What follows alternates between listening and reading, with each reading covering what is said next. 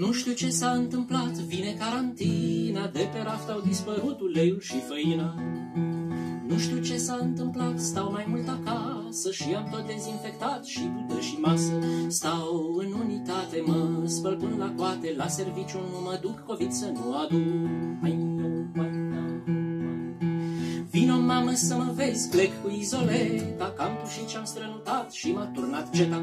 N-am avut masca la nas și nici spirit la mine, dar oricum la știri au dat că nici cum nu-i bine. Și stau în unitate, mă feresc de toate, decât strănut și tușit mai bine un bășit.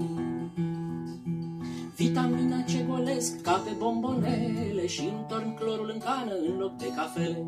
Cu vecinii nu vorbesc, nu mai dăm nici mâna, fiindcă vreau ca să trăiesc, respect carantina și stau la izolare, n-am nici de mâncare.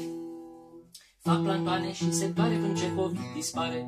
Nu ies la plimbare, cam recomandare, de la știri să stau închis până ce COVID dispare. Hai, noi,